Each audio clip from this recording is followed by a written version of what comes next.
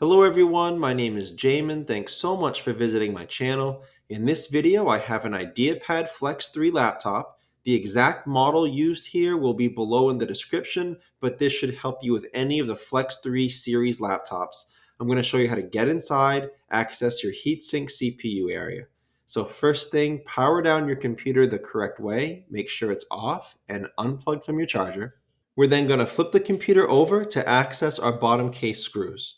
Now you have 5 screws, 2 in the front of the computer, 3 down by the rear. After these screws are removed, you're going to take a small, flat, preferably plastic pry tool. I say plastic because it'll scratch your case less than a metal one will. And you're going to go across the seam of your bottom case and pry it off from the rest of your computer. It's generally easier to start down by the hinges in either corner. And if you're going around and you get stuck, leave it. Start in the other direction and go the other way. Also, be careful not to put the pry tool too far in. You could damage some internal components. Just keep it on the edge, nice and slow but firm, and you'll be able to get that bottom case off.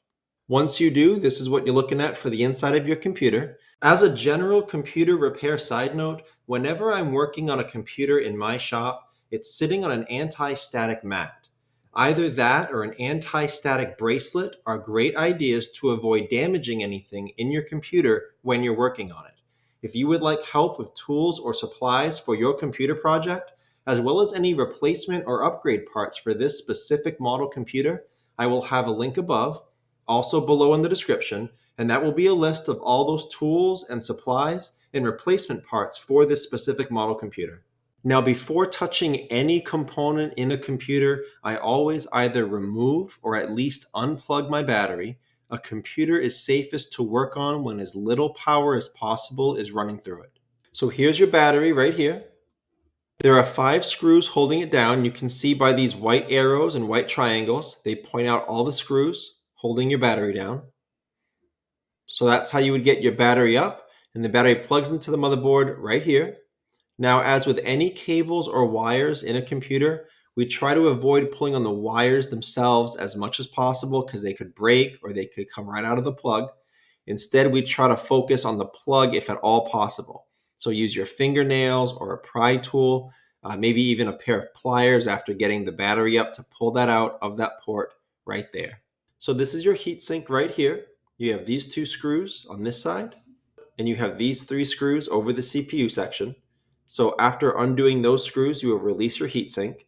As a word of caution, if you do ever expose thermal paste to air, you will need to reapply it. Once thermal paste in any computer has been exposed to air, it limits its ability to do its job and it has to be replaced. So if you would like help with that process, I will have a video tutorial above. I'll also put it below in the description.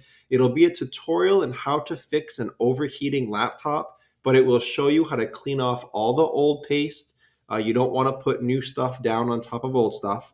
And then it will show you how to put just the right amount of thermal paste. If you put too much, you could actually end up locking heat in rather than helping transport it out. So again, I will have that video link below in the description if you need it. But that's the end of this video, how to get inside the Flex 3, access your CPU area, and your heatsink. Thanks again so much for watching. Please remember to like and share if this helped you out, if you think it can help someone else out.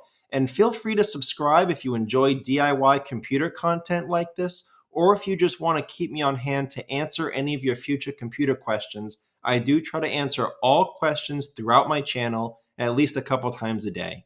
Also, feel free to check out the related links section below in the description. From time to time, I do try to add things in there that I think will help you with your general computer life, make it more productive, more enjoyable. So thanks again for watching, everyone. I look forward to seeing you on my next video.